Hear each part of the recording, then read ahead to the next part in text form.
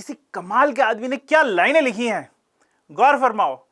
चलो आज करते हैं कुछ डिफरेंट,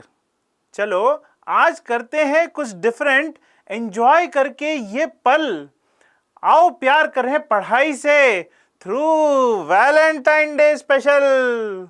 ओके भाई, आज का टॉपिक है हमारा वैलेंटाइन डे स्पेशल। आज हम करने वाले हैं 14 बेस्ट प्रॉब्लम्स, 14 बेस्ट प्रॉब्लम्स हम डिस्कस करने वाले हैं और एक टारगेट भी ले लिया है हमने बोला है भाई 14 प्रॉब्लम करेंगे और वो भी 14 मिनट में, 14 तरीके से 14 मिनट में फटाफट आज हम सॉल्व करके देखेंगे, है ना भाई। है तो थोड़ा सा टफ टास्क, क्योंकि मैथ्स में 14 प्रॉब्लम्स करना 14 मिनट्स में इतना आसान नहीं है। बायो में हो सकता है, केमिस्ट्री में हो सकता है, बट मैथ्स में इतना आसान नहीं है। बट ट्राई करते हैं, कोई दिक्कत नहीं है भाई, नहीं होगा तो पता लग जाएगा। और टाइमर भी लगा दिया है हमने, तो टाइमर से पता लगेगा कितना हम ओवरशूट कर गए, ये भी अपन चेक कर लेंगे। ठीक है, चलो आओ शुरू करते हैं। मेरे साथ साथ तुम भी सॉल्व करना क्वेश्चंस को, तुम पॉज करके, तुम्हारे पास फ्लेक्सिबिलिटी है, तुम पॉज करके वापस से उसको ट्राई कर सकते हो अपने से, नहीं होगा तो अनपॉज कर लेना, कोई दिक्कत नहीं है। ठीक है, चलो भाई स्टार्ट करते हैं अपन।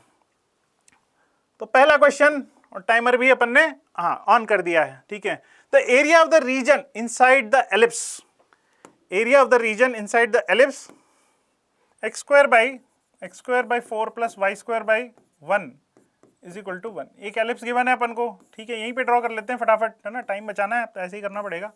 तो इधर की तरफ में 2,0, इधर हो गया -2,0, इधर हो गया 0,1, है ना, इधर हो गया 0,-1, and outside the region bounded by this curve mod x -1। mod x कैसा होता है, वी शेप, है ना, वी शेप होता है। -1 मतलब नीचे शिफ्ट हो गया, तो यहाँ से स्टार्ट होगा और ये ग्राफ कुछ इस तरीके का जाएगा, इस तरीके का होगा कुछ, है ना। पूरी लाइन बनाने की जरूरत नहीं है, इसको थोड़ा इरेज कर देता हूँ मैं, कुछ ऐसा।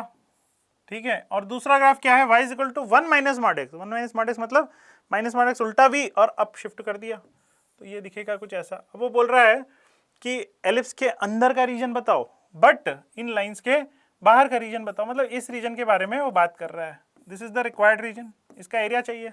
तो भाई ठीक है, बहुत आसान है ये तो। एरिया ऑफ एलिप्स लिख लेता हूँ पहले, पाई ए बी होता है, हमें पता है। तो ए हो गया 2 और ये हो गया 1, minus area of this square, ये डायगोनल्स ले लेता हूँ मैं, इधर 2 है, इधर भी 2 है, तो हाफ 2 × 2, तो ये आंसर हो गया, खत्म।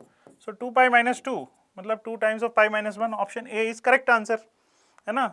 1 मिनट से थोड़ा ज़्यादा हो गया, कोई बात नहीं, देख लेंगे इसको आगे।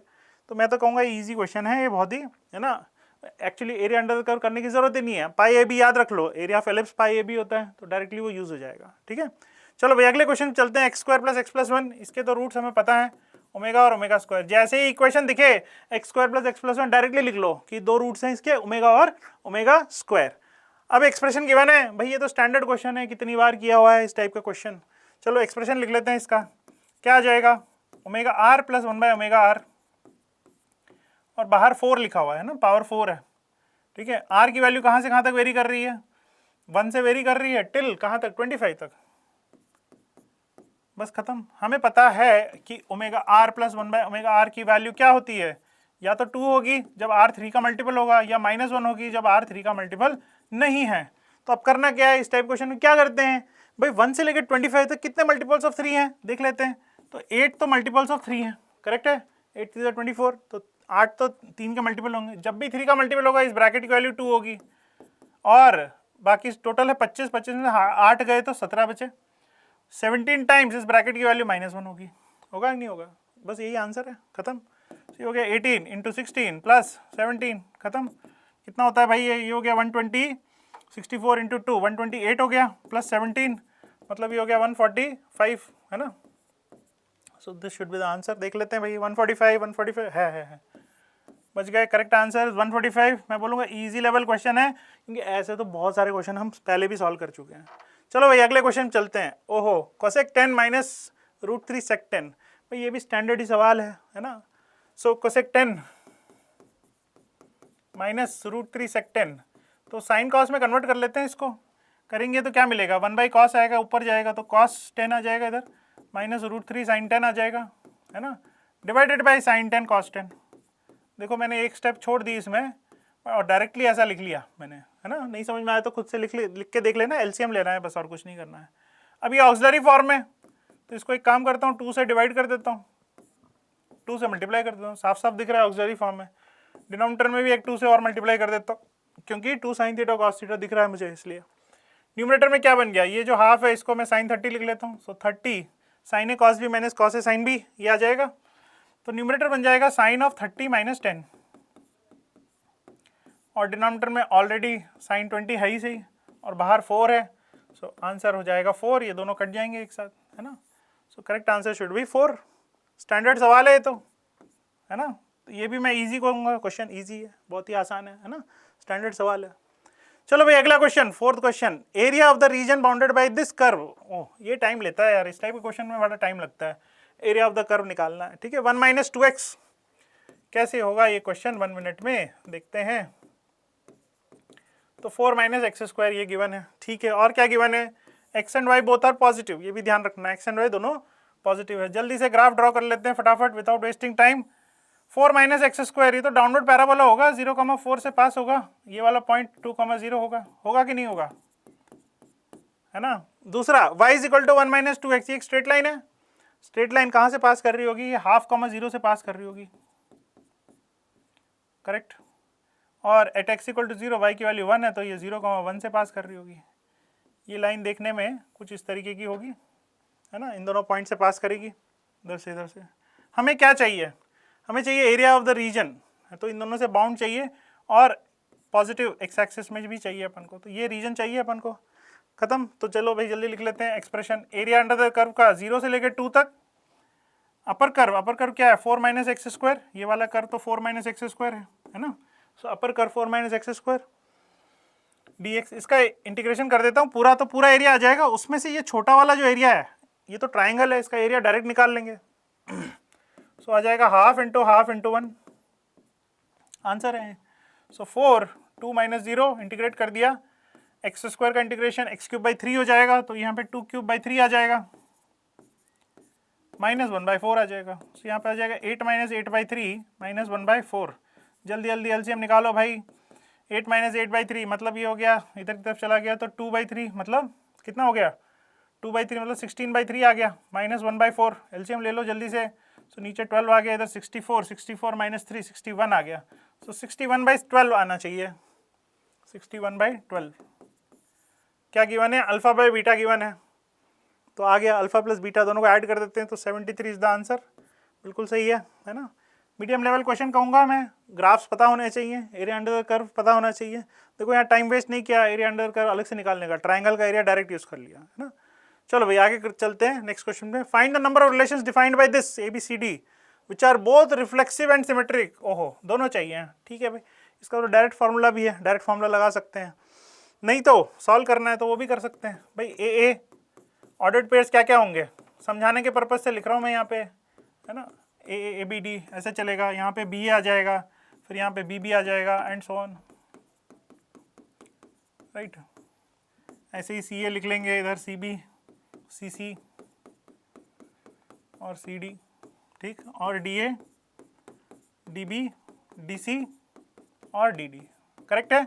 ये सारे ऑर्डर्ड पेयर्स होंगे। अब रिफ्लेक्सिव चाहिए तो ये तो सेलेक्ट करना ही पड़ेगा, रिफ्लेक्सिव के लिए तो चाहिए ही होगा, है ना। और इसके अलावा इनमें से कोई भी सेलेक्ट कर लो, सपोज मैं AB सेलेक्ट करता हूँ तो BA तो फ्री में आएगा, उसके साथ में आएगा, तभी सिमेट्रिक होगा, है ना। कितने ऑप्शन है इनमें से सेलेक्ट करने के, 1 2 3 4 5 6।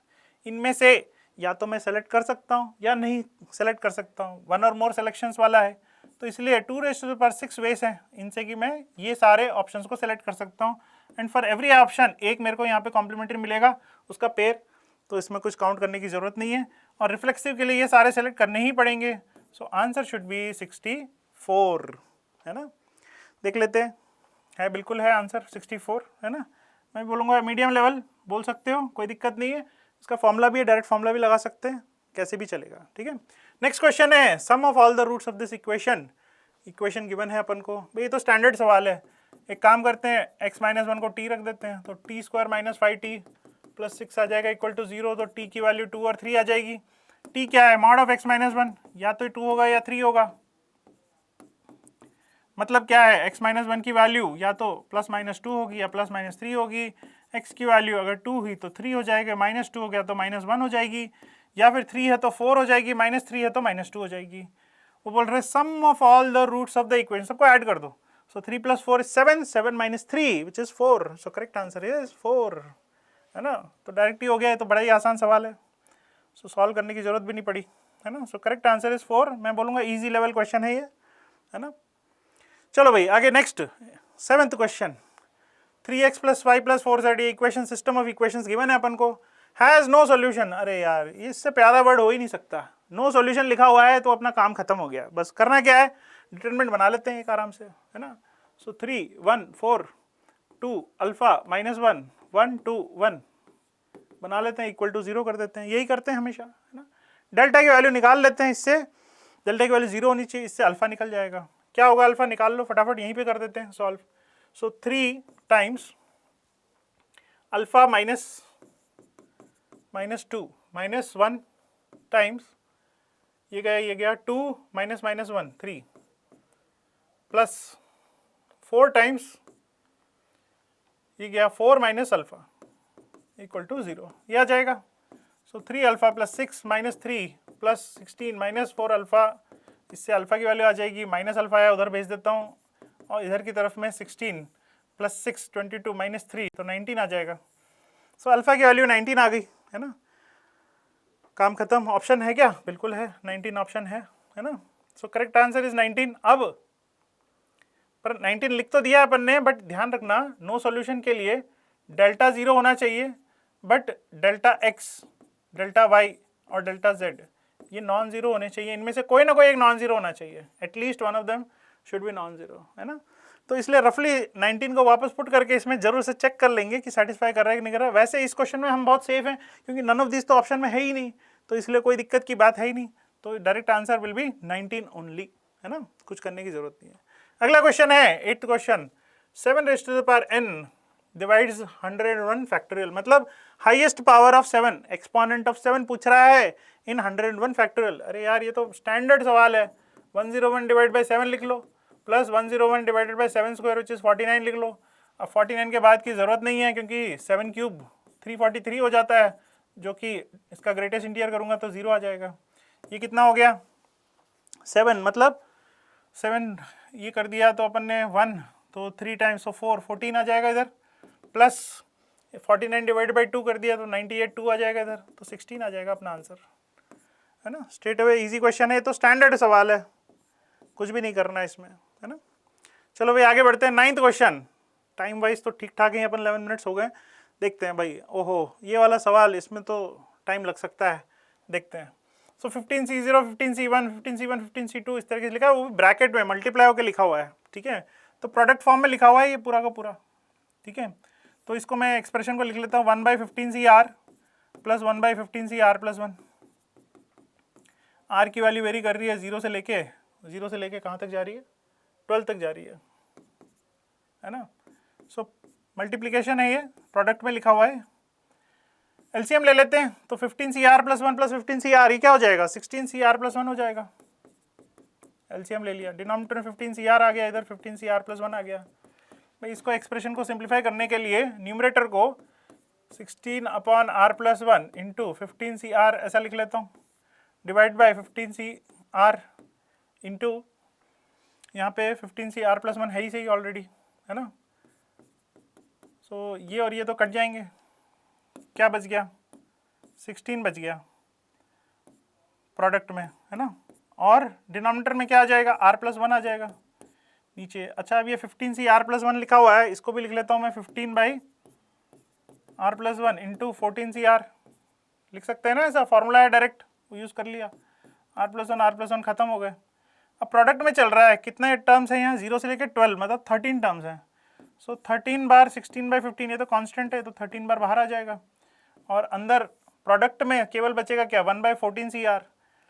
So what is 14CR 14C1 14C0 14C1 ऐसे चलता जाएगा ये 12 तक. देख लो आंसर क्या है, किस फॉर्मेट में है. इसी फॉर्मेट में डिनोमिनेटर तो मैच कर गया पूरा का पूरा, है ना. हमें क्या मैच कराना है, न्यूमरेटर. अल्फा पावर 13 बोल रहा है, तो अल्फा की वैल्यू निकल गई अपनी सीधे सीधे. क्या आ रहा है, अल्फा है 16/15. और क्या पूछ रहा है 30 अल्फा पूछ रहा है. सो 30 अल्फा कर दिया तो 30 टाइम्स करके 32 हो जाएगा आंसर, है ना. सो this is the answer. So medium level question बोलेंगे इसको, है ना, थोड़ा सा टाइम लगता है इसको करने में। चलो भाई आगे 10th question, two distinct numbers a and b are selected random from these numbers. ठीक है, बहुत बढ़िया। Find the probability that the product a b is divisible by 3। दो नंबर सेलेक्ट किए हैं 50 के अंदर में, ठीक है, और उसमें से प्रोडक्ट जो है a b should be divisible by 3। एक काम कर लेते हैं, 1 minus a b is not divisible by 3, ये निकालना आसान रहेगा, है ना। क्या कर सकते हैं, 1 माइनस टोटल सैंपल स्पेस तो क्या होगा 50C2, 50 नंबर है, इसमें से 2 नंबर सेलेक्ट कर रहे हैं अपन, है ना, और नॉट डिविजिबल वाले चाहिए अपन को। 3 के मल्टीपल्स कितने हैं यहाँ पे, 3 के मल्टीपल्स कितने, 16 है ना, 48 हो जाता है, 16 से 48, तो 16 नंबर हैं जो 3 के मल्टीपल्स हैं, उनको हटा देते हैं, तो 16 हटा दिया 34 बचे, तो 34C2 आ जाएगा। So this is the answer. सो इसको 34 × 33 डिवाइड बाई 50 × 49 कर देते हैं, चलेगा। सिंप्लीफाई कर लेते हैं इसको, ये हो गया 17, ये हो गया 25, ओहो कैलकुलेशन, 17 × 33, देखते हैं डिनोमिनेटर में, देखो 25 × 49 है, तो 25 × 50 कर लेते हैं, हो जाएगा 1225, माइनस 25 कर दूंगा तो 1225 आ जाएगा इधर, है ना, 1250 माइनस 25 1225 आ जाएगा। न्यूमरेटर में 33 और 17 है यहाँ पे, इनको मल्टीप्लाई कर लेते हैं, सो ये हो जाएगा अपने पास में 51, है ना, 21 1 2 51 हो गया इधर, और इधर की तरफ में 7 3 21 1 यहाँ 2 यहाँ 3 1 से 3 2 5, ये भी 51, हाँ सही है, 1 यहाँ पे 6 आ गया, 5 61 आ जाएगा यहाँ पे, सही है ना। सो सब्ट्रैक्ट कर देंगे अगर तो क्या आ जाएगा, 5 - 1 4, 664 आ जाना चाहिए अपना, है ना। So that is should be the answer, ठीक है। कैलकुलेशन देख लेना जो भी है, लास्ट डेट से मैंने निकाल लिया इसको, तो है ना, टाइम बचा रहे हैं अपन, अरे 15 मिनट हो गए भाई, अभी 10 क्वेश्चन पे ही पहुंचे हैं अपन। So correct answer will be 664, medium level question बोल सकते हैं इसको भी, है ना। आगे बढ़ते हैं जल्दी। चलो fx गिवन है x to the power 2025 minus x to the power 2000, ये गिवन है अपन को। x जो है 0 से 1 के बीच में वेरी कर रहा है, minimum value of the function निकालना in the interval 0 to 1, minima maxima का क्वेश्चन है ना। चलो भाई काम पे लगते हैं जल्दी से, f' निकाल लेते हैं सबसे पहले। सो 2025 डिफरेंशिएट कर रहे हैं, x टू द पावर 2024 बच जाएगा, माइनस डिफरेंशिएट कर देते हैं तो 2000 x टू द पावर 1999 ये आ जाएगा, है ना, इक्वल टू 0 कर देते हैं मैक्सिमा मिनिमा के लिए। So x to the power 25 will be equal to 2000 divided by 2025, तो x की वैल्यू आ जाएगी 2000 divide by 2025 raise to the power 1/25 ये आ जाएगी।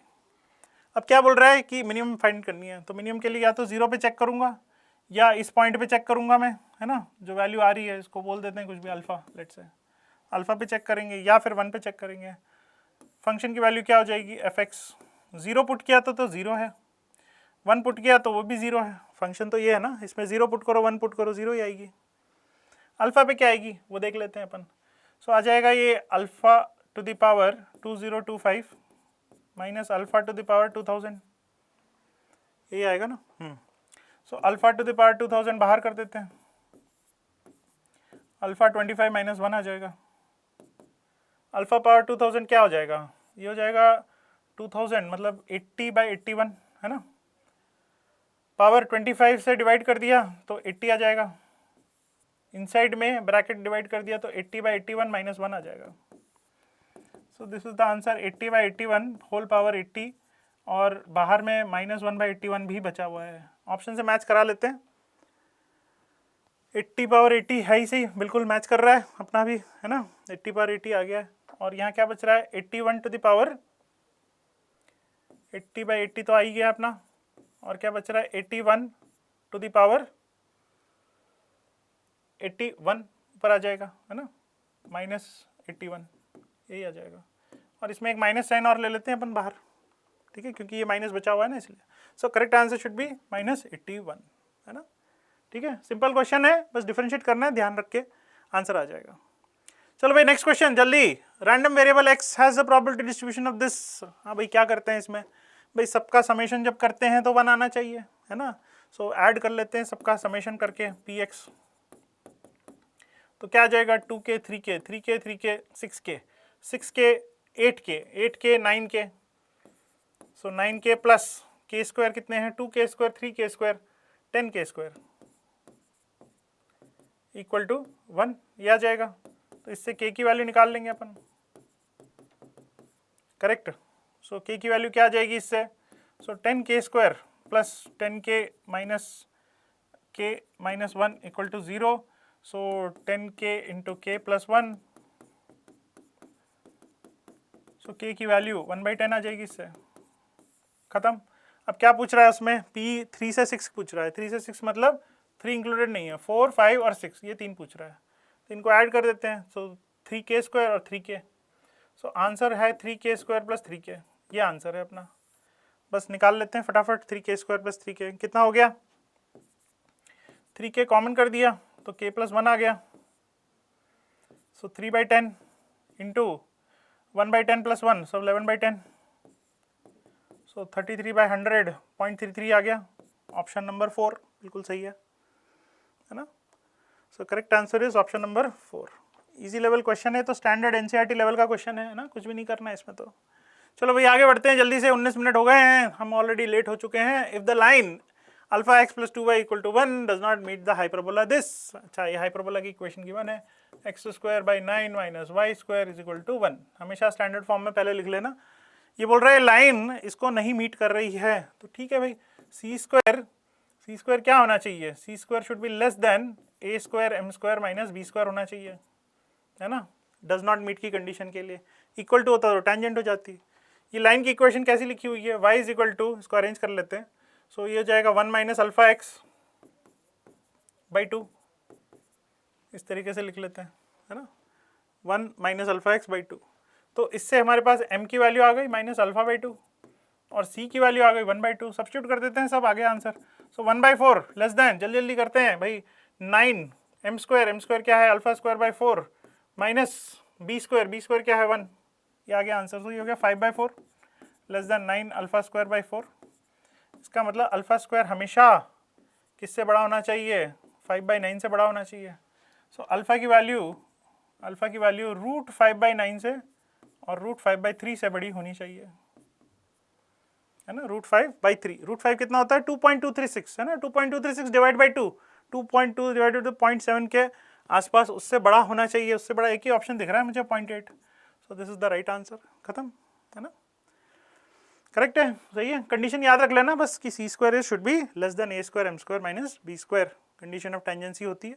सो correct answer is 0.8। Medium level question बोलूँगा, कोऑर्डिनेट ज्योमेट्री में थोड़ा सा कंडीशन याद रखोगे तो हो जाएगा, अदरवाइज सॉल्व करना पड़ेगा साथ में। The chord joining this and this, आखिरी क्वेश्चन पे आ गए हम 21 मिनट पे। चलो भाई देख लेते हैं। पैराबोला की एक क्वेश्चन गिवन है अपन को, y square is equal to 4x है, ए की वैल्यू कितनी है 4a इज इक्वल टू 12, तो ए की वैल्यू 3 हो गई है यहाँ पे, है ना। सो पॉइंट लेते हैं ए टी स्क्वायर 2at तो 6t ये हो जाएगा, और एक और पॉइंट ले लेते हैं 3t square 62। If the chord joining these two points on this subtend a right angle at the vertex 90 degree बना रहे हैं, अरे यार तो बड़ा आसान है। कॉर्ड की स्लोप क्या होती है, slope of the chord 2/t1 plus t2 होती है ना। यहाँ पे ओरिजिन है तो इसलिए एक ही t रहेगा, तो 2/t1 हो जाएगा, इधर 2/t2 हो जाएगा। ये 90 डिग्री है तो प्रोडक्ट ऑफ द स्लोप्स कर देंगे। So 2/t1 into 2/t2 is equal to -1, मतलब t1 t2 is equal to -4, ये हो जाएगा, ठीक है। अब क्या चाहिए हमको, x1 x2 minus y1 y2। x1 x2 मतलब क्या हो गया 9t1 square, 9t1 square t2 square, यह आ जाएगा। y1 y2 क्या होगा, y1 y2 6 36 t1 t2, इन दोनों का सब्ट्रैक्शन चाहिए हमको, है ना, और t1 t2 वैल्यू -4 है, खत्म।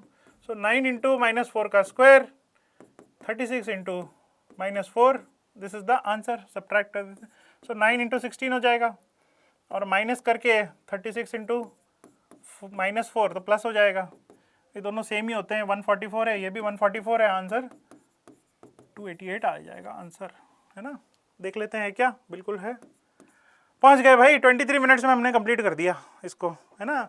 मैं बोलूँगा मीडियम लेवल ऑफ क्वेश्चन है, अगर पता हो तो बहुत आसानी से सॉल्व हो जाएगा, ठीक है। चलो भाई पहुंच गए अपन to the end of the session. Total time लगा है हमको 23 मिनट्स, जो कि ठीक ठाक है ना। हम थोड़ा और अच्छा कर सकते हैं भाई, एक्सप्लेनेशन भी तो किया है, उसके भी तो कुछ बोनस पॉइंट्स मिलने चाहिए यार, उसके भी नहीं दोगे क्या, ऐसा क्या है, मैं एक्सप्लेन भी तो कर रहा था बीच बीच में, तो इसलिए थोड़ा सा हो गया, है ना। कोई बात नहीं, चलता है, विद प्रैक्टिस और अच्छा जल्दी हो जाएगा, आपका भी स्कोर ऐसे ही जल्दी और इम्प्रूव हो जाएगा। ऐसे ही आपको प्रैक्टिस करनी है। जब घर पे प्रैक्टिस कर रहे हो तो टाइमर लगा के प्रैक्टिस करना है ना। हर क्वेश्चन में हमको 1 से 2 मिनट के अंदर अंदर सॉल्व करना है, उस स्पीड से हमको सॉल्व करना है ना। तो इसकी प्रैक्टिस जब करोगे तो अपने आप ही धीरे धीरे टाइम कम होता चला जाएगा। ठीक है, चलो भाई, सबको वैलेंटाइंस डे की बहुत बहुत मुबारकबाद, है ना। एंजॉय करिए अपना डे अच्छे से, पढ़ाई से खूब प्यार कीजिए, खूब प्यार कीजिए। एग्जाम्स आ रहे हैं, सर पे हैं, तो अच्छे से तैयारी कीजिए। I wish you all best of luck.